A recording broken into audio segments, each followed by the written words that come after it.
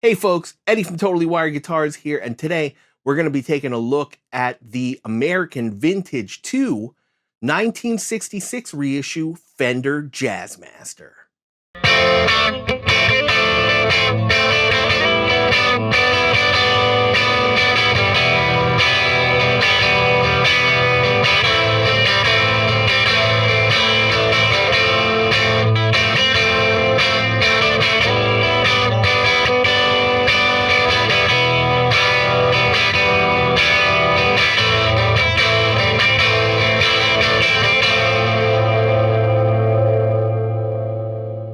So before we get started, if you haven't already, please like, subscribe, and hit that notification bell to be notified of videos as soon as they drop. It helps this teeny tiny channel to grow. And now let's get right into it. So I'm very excited to be taking a look at this guitar with you all today. And I'm not going to lie, this has been one of my favorite Jazzmaster reissues from the past couple years. It was riddled with a little bit of controversy at the beginning of its run. A few outspoken folks in the offset community had called it out for not actually being vintage correct due to the wrong headstock shape.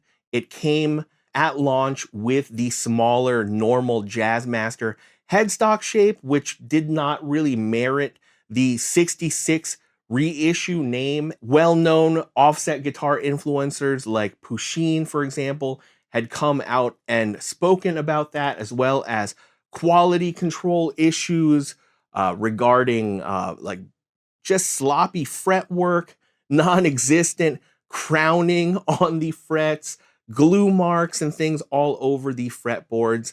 And thankfully, Fender actually listened and corrected these things.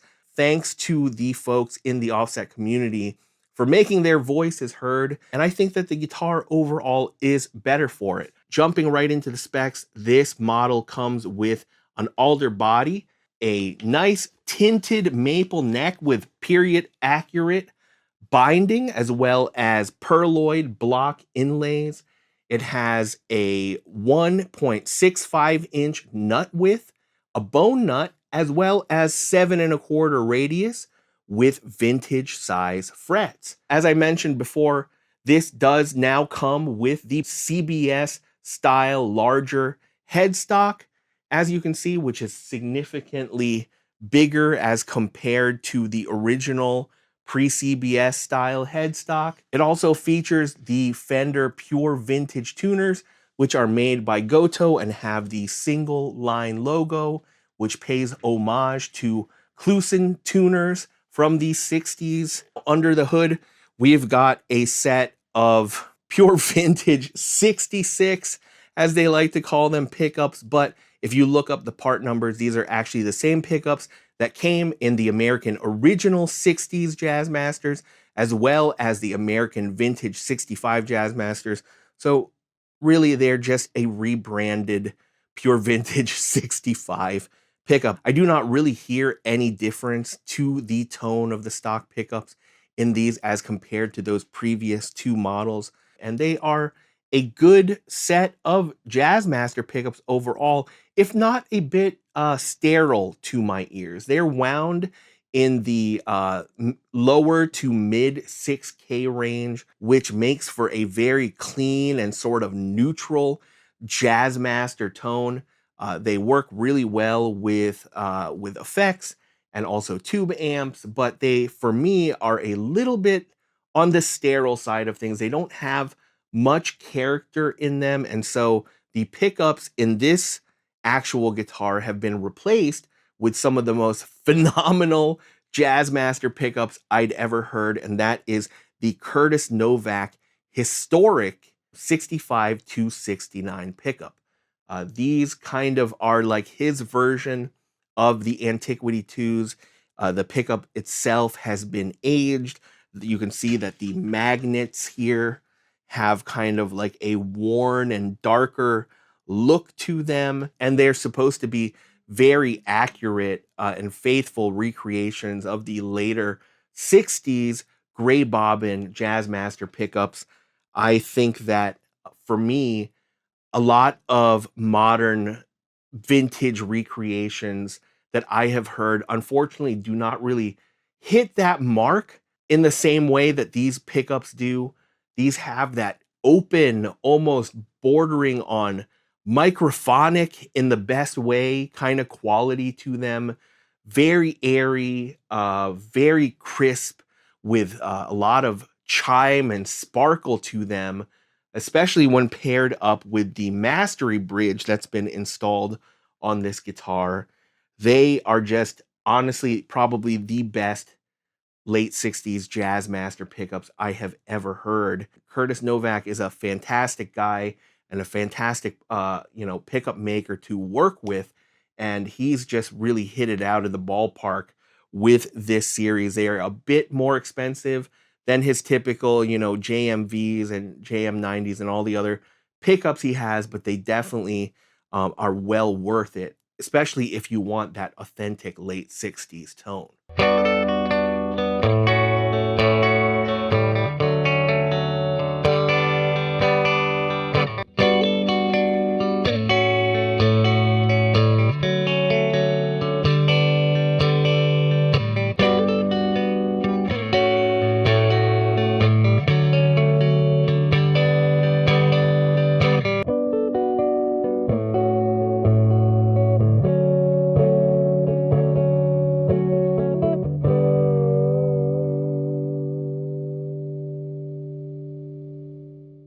We've also got the cloth covered wiring with your CTS full size pot, 1 meg linear for the volume pot and 1 meg audio for the tone pot, as well as your Switchcraft 3-way toggle and a Switchcraft switch for your rhythm circuit, as well as your CTS mini pots for the rhythm circuit. They have changed a few things since the last iteration of the American Vintage series. Namely, I noticed that they had replaced the full-size brass tub that used to occupy the route for the lead control circuit. Instead, now they have a flat plate, I imagine probably to save on costs as well as weight, because those things were a bit hefty. However, the rest of the shielding remains unchanged. This does have the 2 brass plates underneath the pickups, as well as the rhythm circuit and the aluminum shield underneath the pick guard, which definitely helps to block out some of the 60 cycle hum that these single coil loaded Jazzmasters are known to exhibit. We've also got the familiar eggshell white colored pick guard, which is unique to this American Vintage series. Unfortunately, these are not available as official aftermarket parts. And to my eyes, it seems to have a wider bevel around the edge, which I think looks really crisp.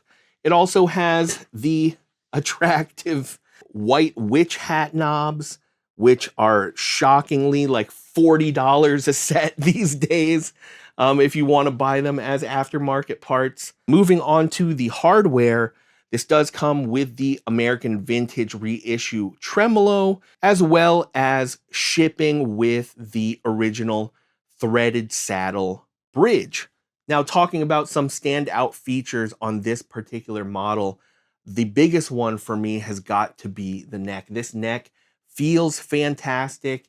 It's a bit slimmer, somewhere between a C shape and a D shape, like almost like a shallower C, not as round and not as full as the previous American Original 60s or even the American Vintage 65, both of which were known for having quite chunky neck profiles. And yeah, having that slightly slimmer neck is a nice sort of return to form. It's still not as slim as the American Vintage 62 necks, but it is very, very comfortable. It almost feels, because of that flatter back profile or shallower back profile, it almost feels wider in the hand despite being the same nut width.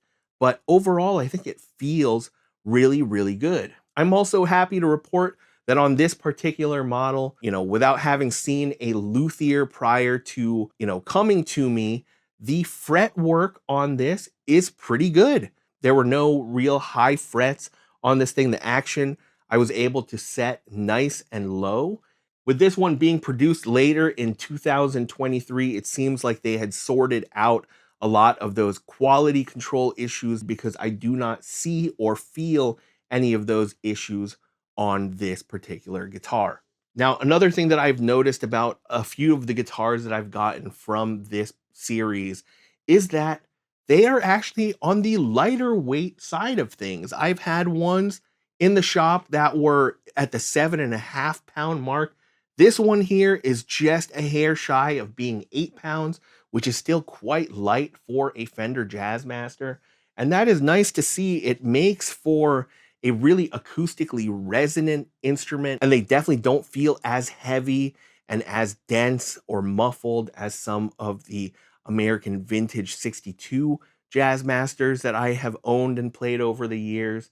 Just makes for a really nice, open feeling and resonant and lively guitar, even when unplugged. And I know that doesn't matter to everybody, but it definitely, for me, matters. And it's just nice to see that I've consistently seen it over the past 3 or 4 of these guitars that I've had in for service over the past year or two.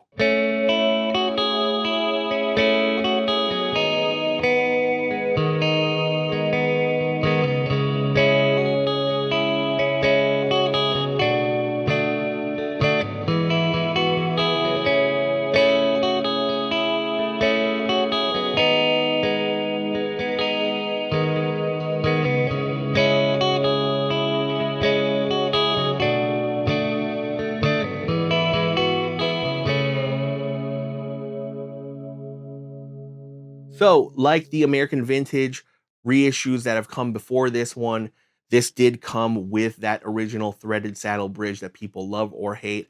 I'll just say this, you can definitely make it work. Make sure that you got the setup dialed in. You don't actually need to shim these particular models, because it already has an angled neck pocket from the factory, so you can get that, 2.5 to 3 millimeters of height between the base of your bridge and your pick guard, which gives you a decent amount of break angle behind the bridge. And yeah, I recommend at very minimum 10 gauge strings. My favorites on a Jazzmaster are definitely 11s. They just feel right on a Jazzmaster to me. But that said, again, if you know what you're doing with the setup, you can make even 9 gauge strings work. I'm not saying that they're going to actually feel or sound great, but yeah, you can make them work. Now, this one has been upgraded to a mastery bridge.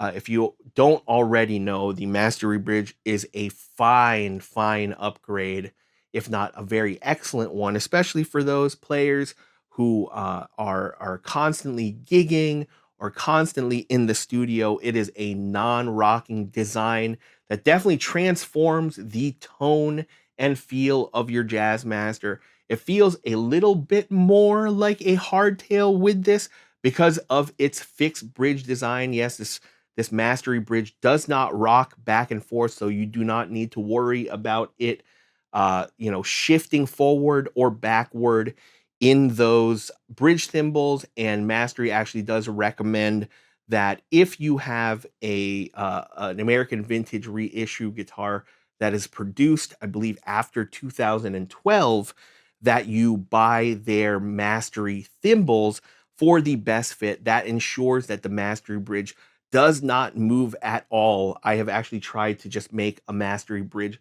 work in the included thimbles that have come on the American Vintage reissue guitars that have been made since 2012.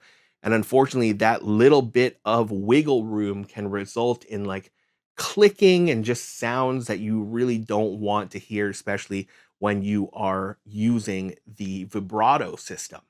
Honestly, after Fender has improved the quality control issues and actually made the period correct headstock, this is among my favorite of the American Vintage reissues.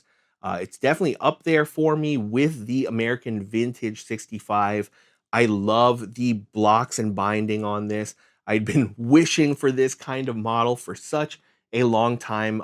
Previous to this series coming out, you could only get these style of Jazzmasters, you know, with the actual correct size blocks from Fender Japan. It feels great, it sounds great. Nothing really needs to be upgraded on this model. And yeah, out of the box, just with a minimal setup, it plays fantastically. So yeah, let's get down to brass tacks and answer the question, is this guitar worth buying? At the time of this recording, one of these new from Fender cost $25.99 before taxes and shipping, which yes, is quite expensive for a new electric guitar. However, the nitrocellulose finish and the beautiful colors that this comes in, they actually just added Sherwood Green this year in 2025 to the options, which just looks friggin' killer, especially if you like Sherwood Green.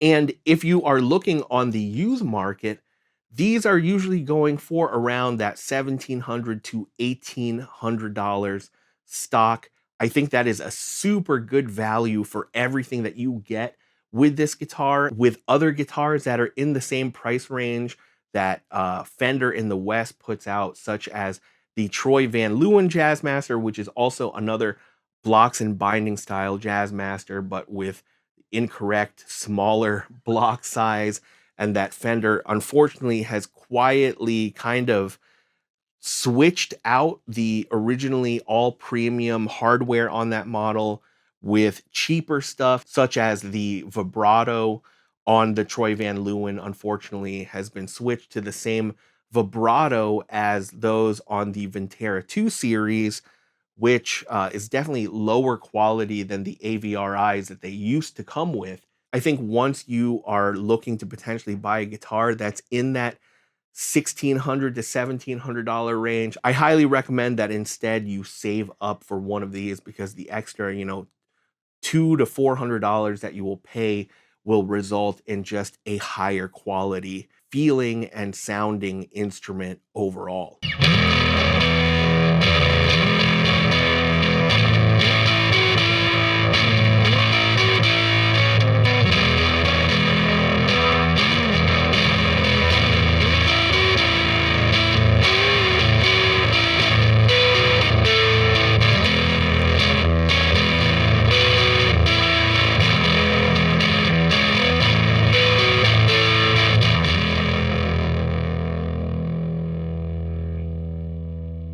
Anyway, I think that about wraps it up for this guitar. I hope you enjoyed the review and found it informative, especially if you've been on the hunt for the perfect Jazzmaster for you.